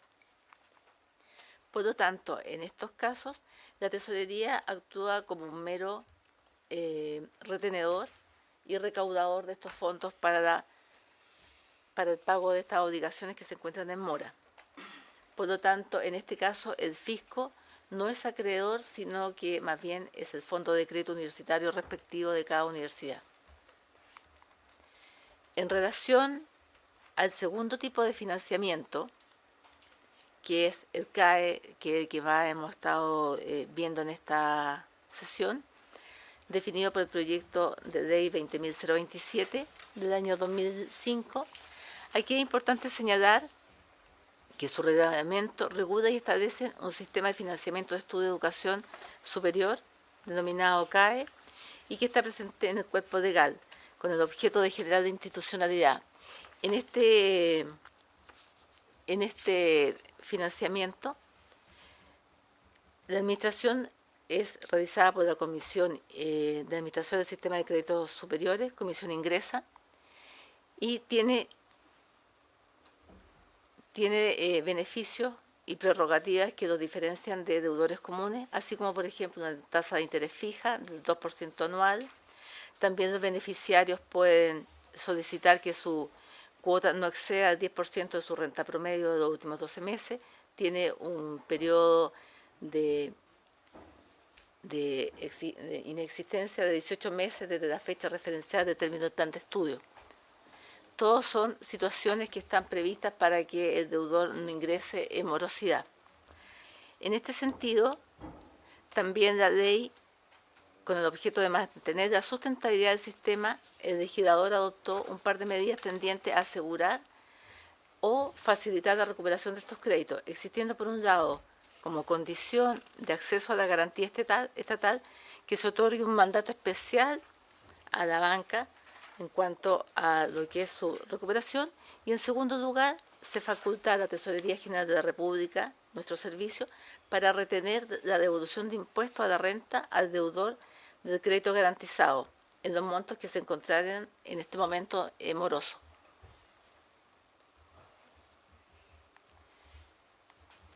En este sentido, también está la garantía, en la cual la ley faculta al Estado para adquirir los créditos destinados al financiamiento de estudio de educación superior.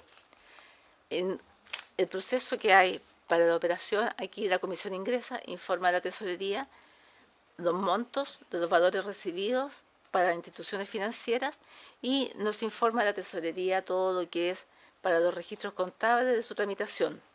La Tesorería no publica nóminas de deudores morosos en el boletín comercial por tratarse de una deuda fiscal que no se encuentra expresamente autorizada para su publicación, de acuerdo al artículo 17 de la Ley 19.628. Y es por esto que, por no estar dispuesto en la norma legal antes citada, no resulta posible para la Tesorería su publicación en el boletín comercial de aquellos deudores morosos del crédito adquirido por el fisco.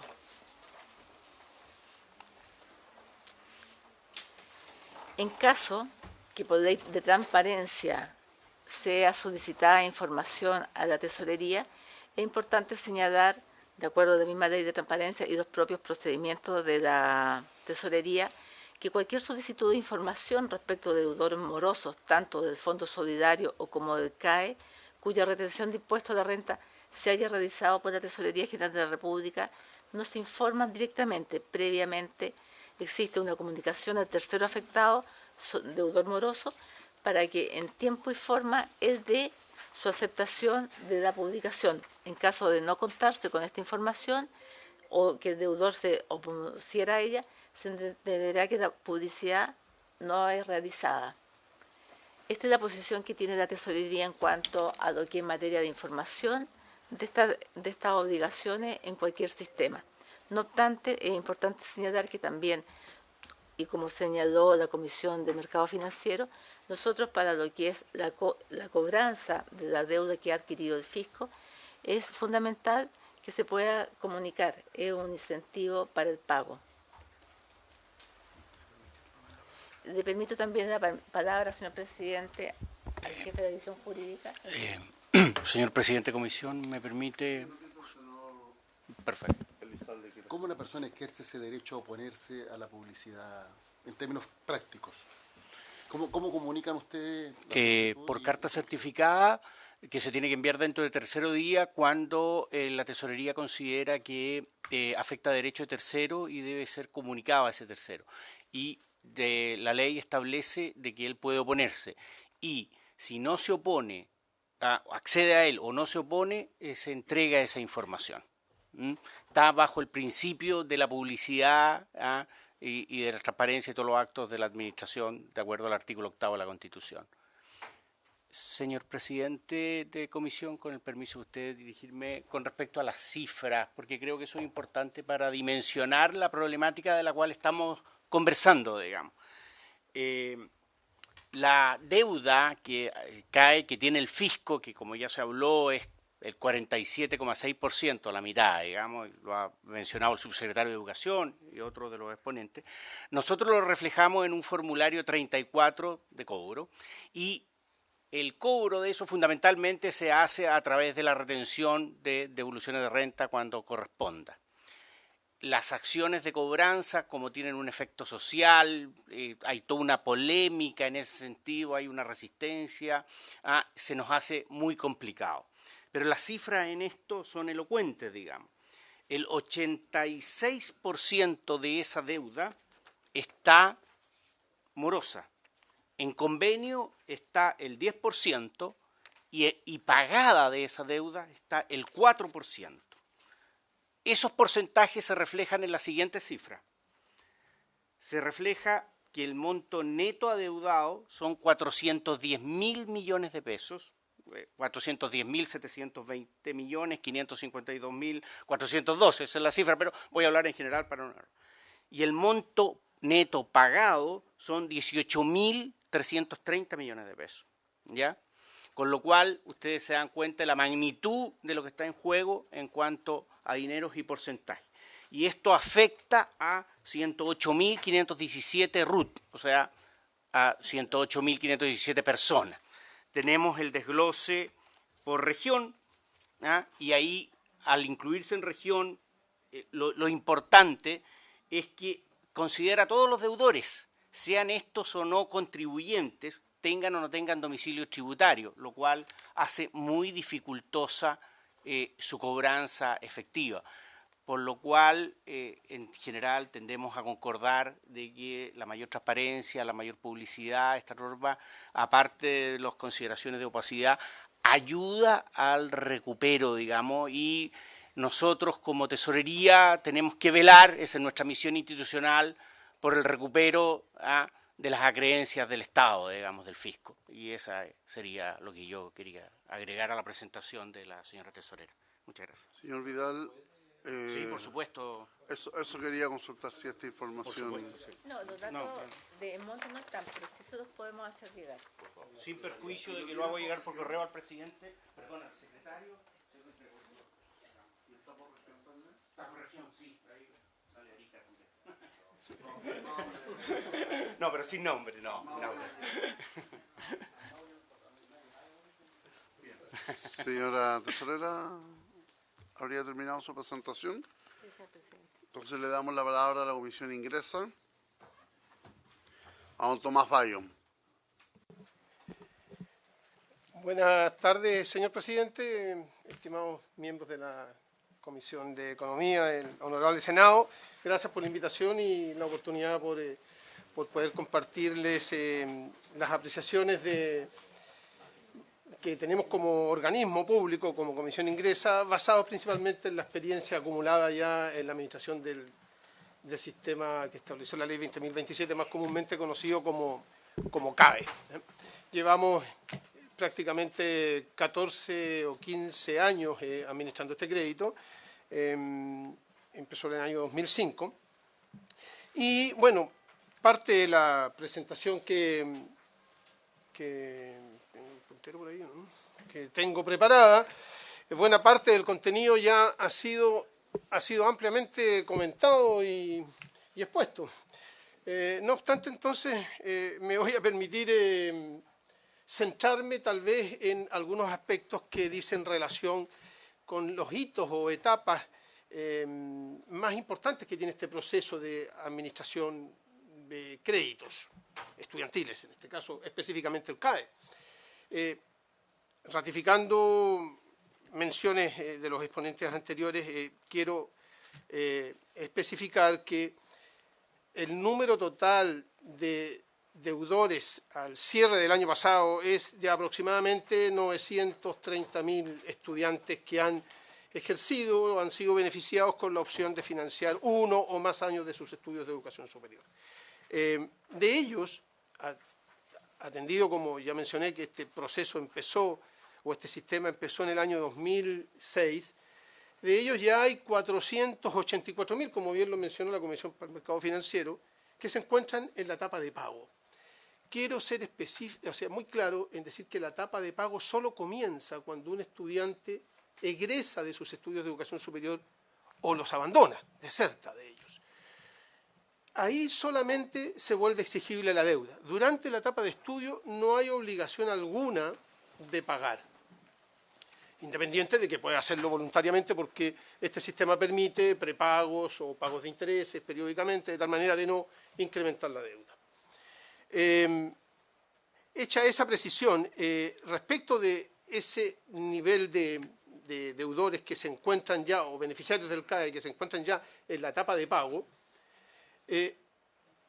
un 75% son deudores que egresaron de sus estudios de educación superior y un 25% que los abandonaron.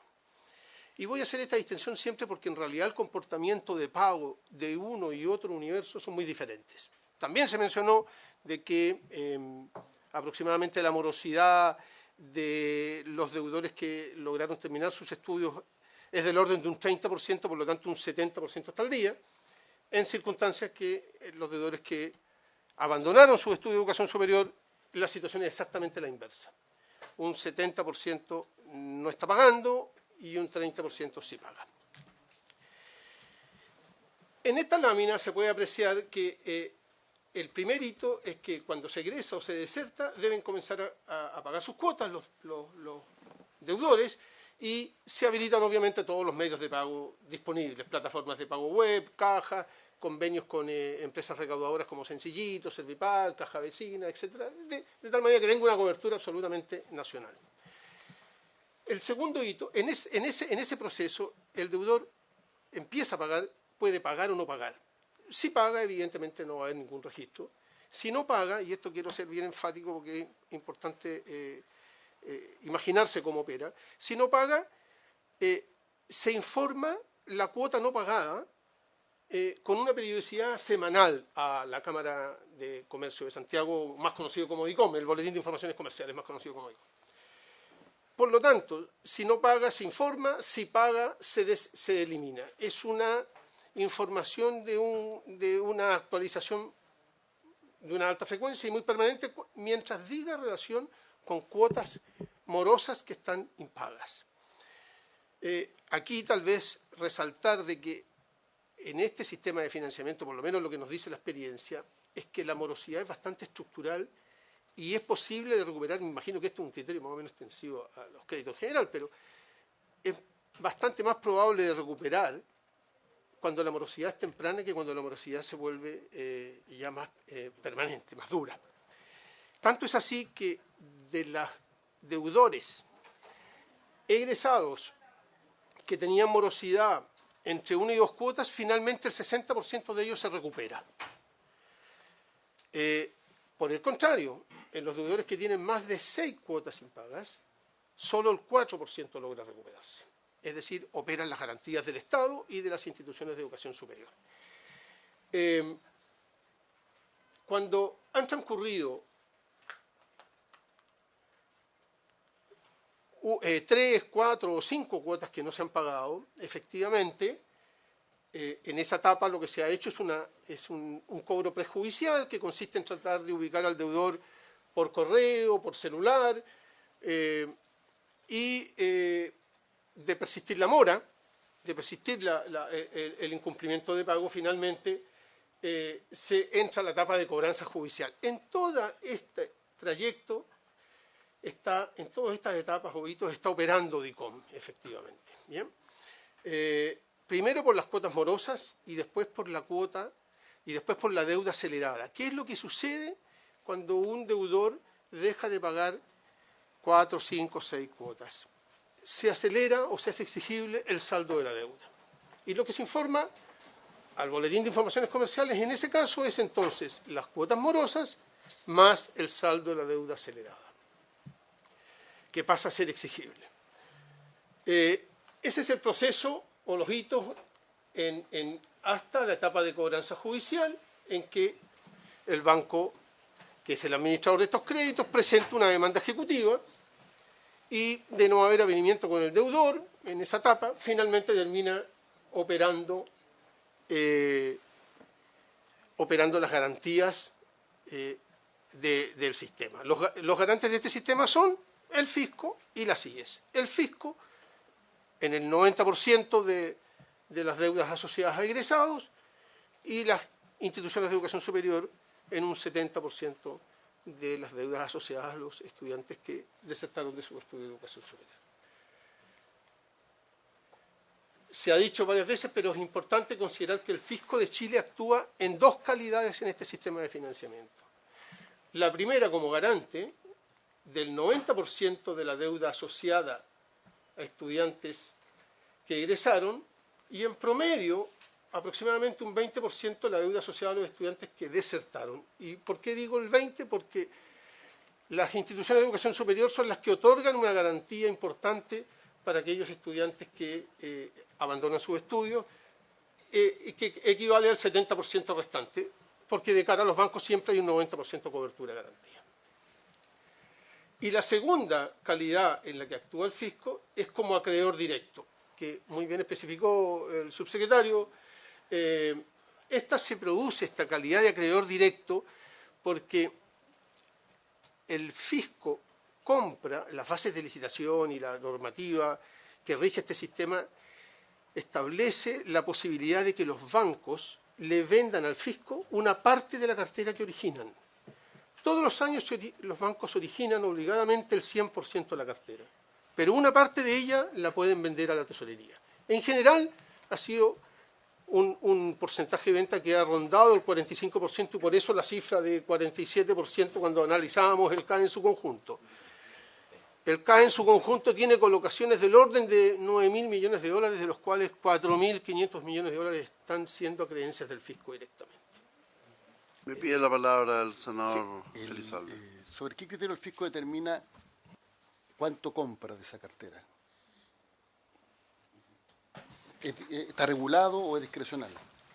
Las bases de licitación establecen el porcentaje máximo de cartera que pueden vender. El máximo, sí. Pero... el porcentaje máximo que pueden vender los bancos al fisco. Y además le otorgan la posibilidad de recargar los saldos de esa cartera o descontarlo, históricamente alguna vez se dio, en el proceso de venta. De tal manera que ese es el famoso recargo que paga el fisco al comprar la cartera y que... Ya, pero ¿quién toma el fisco tiene que tomar una decisión de compra? Sí, es el banco el que decide los créditos que se venden. ¿Y el fisco está obligado a comprar esos créditos? El fisco está obligado a comprarlos. Sí, está obligado a comprarlos. Sí. Se puede hacer un análisis en el sentido de que efectivamente los bancos no le han vendido al fisco la cartera con más mal comportamiento pago. Se puede revisar esos datos. No es que pongan a los malos deudores y se los vendan al fisco. No es eso. Ya. No es eso porque la venta se produce en el momento inicial en que toma el crédito el estudiante. Por lo tanto, ni siquiera se sabe si va a desertar o si va a egresar. Sí, pero hay factores objetivos para determinar el riesgo.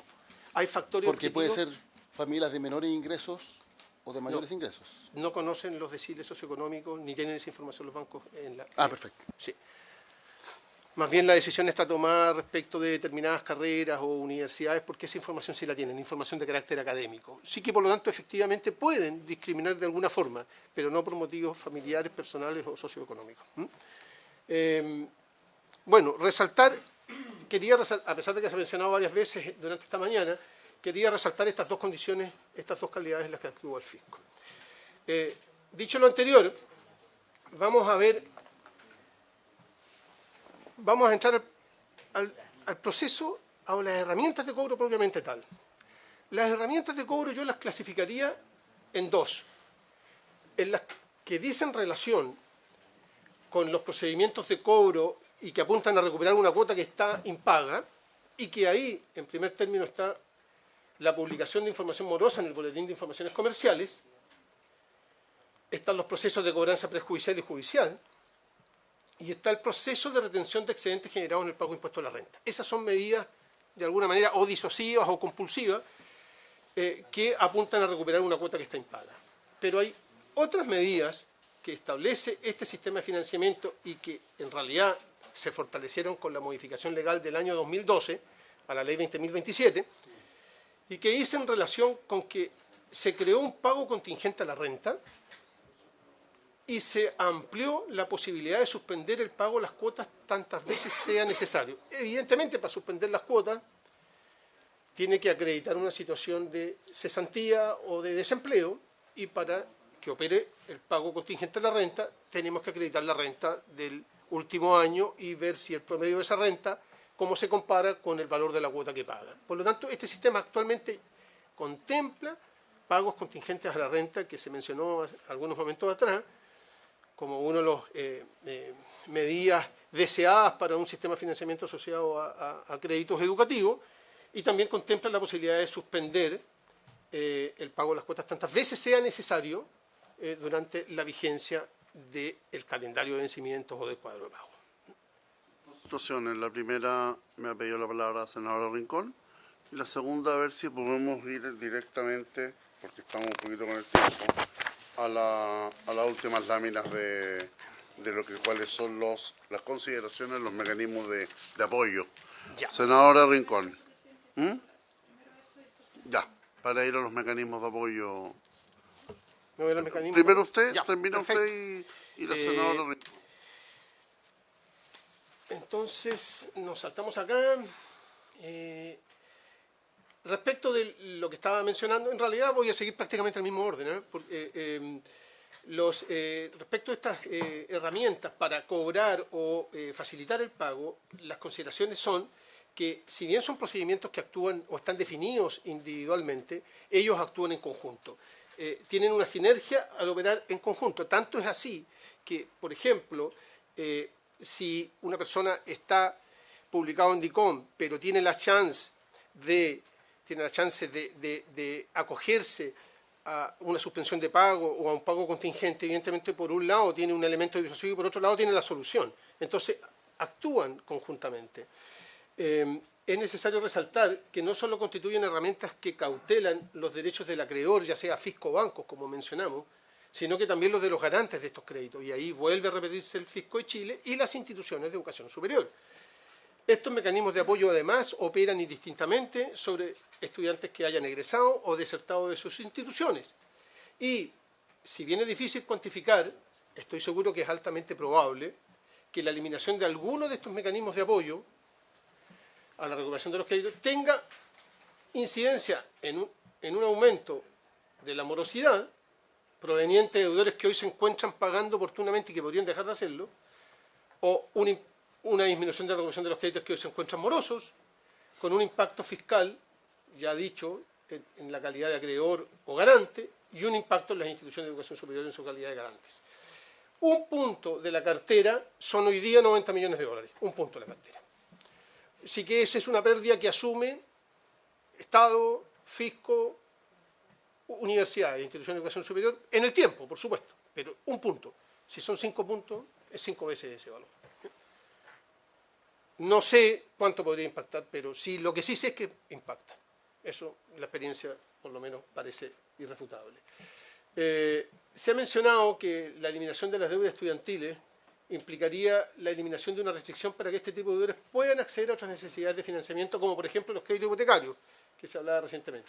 Esta iniciativa no está exenta de costo y su resultado final puede ser incierto. ¿Por qué? Porque hay un aumento de costo para los acreedores y garantes por un probable incremento en el incumplimiento de pago.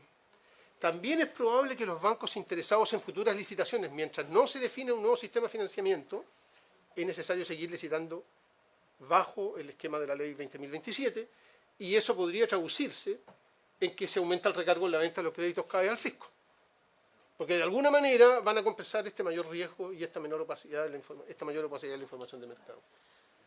Y tercero, finalmente, de acuerdo a un análisis puramente teórico, también se mencionó acá previamente, el acceso al crédito para personas que cumplen con un perfil de deudores estudiantiles podría elevarse, como consecuencia de que, en términos de sistema, se dispondrá de menos información sobre comportamiento de pago.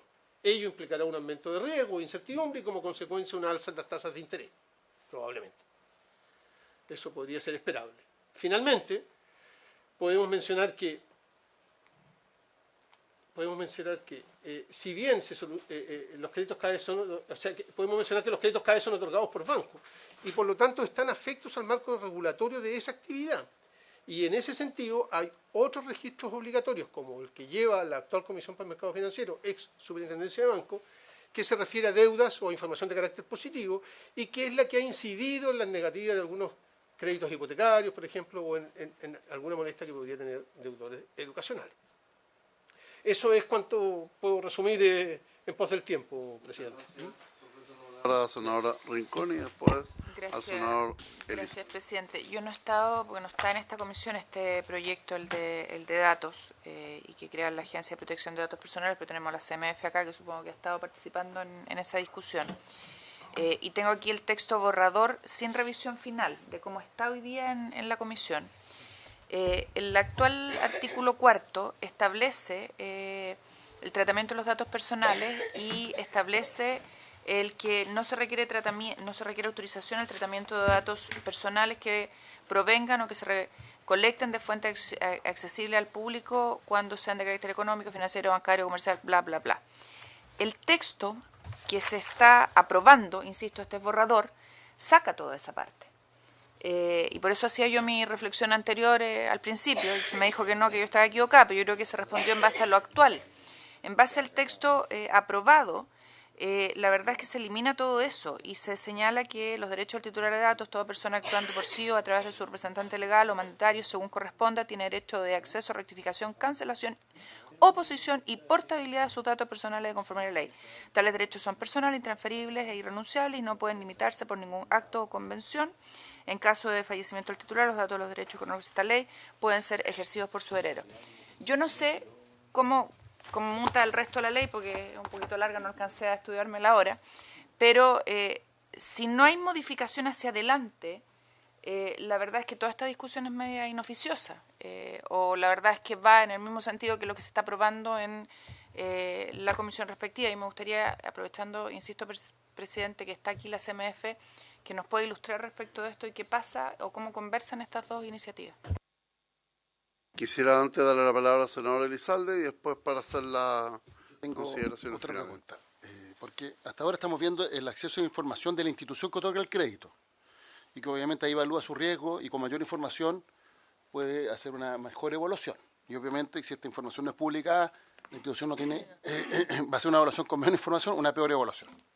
Y que podría traducirse en aumento de tasa, en fin. Mi pregunta es otra, porque en el caso de la Comisión para el Mercado Financiero existe una regulación respecto del sector bancario, que además de la evaluación que realiza la propia institución, hay restricciones que establece la Comisión de Mercado Financiero para efectos de evitar morosidad extrema, y algo que afecta al sistema en su conjunto. Es decir, se le dice usted puede otorgar tantas veces, o sea, un porcentaje del ingreso que tiene el solicitante de crédito, por citar un ejemplo, como máximo. Y ahí más relevante que el monto de la deuda total es lo que se paga mes a mes. Por tanto, se tiene que informar si tiene crédito hipotecario, crédito de consumo, cuánto paga mes a mes y si está dentro del porcentaje en relación a su ingreso global. Entiendo que es así.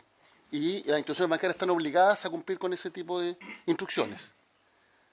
Pregunta, ¿están obligadas o no? Y segundo, digo yo porque en este caso, al excluirse este resguardo, que no es un resguardo que establezcan las instituciones para sí, sino que es un resguardo que establece la Comisión de Mercados Financieros para la sanidad del mercado. Estaría no cumpliéndose. Esa es mi pregunta. Quisiera una última consulta. Si existe algún estudio en relación a deudas morosas de carreras de pregrado con respecto a otro tipo de deudas morosas de posgrados o colegios particulares de enseñanza media, o etcétera, porque estamos hablando de un proyecto de ley que finalmente va a restringir o pretende restringir todos los niveles de deuda en materia de educación. Obviamente me gustaría saber si existe ese estudio o esa separación de deuda informada al sistema. Se ofrece la palabra al mercado financiero en relación a lo que ha consultado la senadora Rincón. Primera pregunta voy a dejar al director jurídico. Por su intermedio, señor presidente. Bueno, eso es parte de la discusión. Efectivamente, la Ley de Protección de Datos es el marco general, es mucho más amplio que las obligaciones propiamente económicas. hay un título tercero, que es el que hace ese tratamiento, el cual de alguna manera se excluye de la regla general, y en esa línea también está el proyecto que es conocido como el SOE, el Sistema de Obligaciones, que de alguna manera va a consolidar ese tipo de obligaciones económicas, pero ese es el mundo específico respecto a las obligaciones de carácter económico. Aparece la distinción de que la Ley de Protección de Datos tiene un alcance mucho más amplio, pero efectivamente yo distinguiría Ley de Protección de Datos, un marco amplio general de tratamiento de datos personales, y dentro de ese está el título tercero, que son las obligaciones de carácter económico, que quedan un poco separadas de regularse en lo que es la regla general, y de ahí apunta la necesidad de avanzar lo que nosotros hemos dicho como intención dentro de la institucionalidad y el mandato de la Comisión, de este registro de obligaciones consolidado que de alguna manera permita mayor conocimiento y estabilidad en cuanto a las decisiones críticas. Perdón, presidente, pero una cosa es lo que ya han dicho y cómo queda reflejado en el proyecto, todavía no es ley, en la discusión. ¿Cómo quedaría reflejado este tema en el proyecto, en discusión? Sí, el título tercero no se considera y además hay un tratamiento especial para las obligaciones de carácter de los entes públicos. Hay un tratamiento especial que está, si no me equivoco, hay que ver la última versión, pero creo que en el artículo primero hay una distinción a las obligaciones que son de los órganos públicos. El proyecto de ley que modifica la Ley de Protección de Datos básicamente la hace de nuevo, entonces eso afecta mucho la numeración y no hay una correlación en el texto nuevo versus el texto antiguo. Efectivamente, el artículo cuarto es el que establece las excepciones al consentimiento de los titulares. No está en el mismo artículo cuarto en el nuevo proyecto de ley, el texto que se conoce al menos, pero sí más adelante, y una de las excepciones al consentimiento precisamente son el tratamiento de obligaciones de carácter económico. Por lo tanto, esto quedaría cubierto por eso. Se mantiene. Pero de hecho lo amplía, porque en el texto del artículo 4 dice que tienen que cumplir dos requisitos copulativos para todas, que consten en fuentes públicas, y además se ponen las 4 hipótesis, una de las cuales el de los datos de carácter económico. Pero además de eso, el proyecto de ley incorpora un concepto nuevo que viene básicamente del reglamento europeo y que es el interés legítimo como fuente de licitud en el tratamiento de datos personales. Por lo tanto, si uno considera que hay un interés legítimo en recaudar aquellos montos que a uno se le adeudan, esa también podría ser una fuente a través de la cual las distintas instituciones involucradas en esto podrían publicar o hacer cualquier otra gestión de cobranza respecto a esos créditos.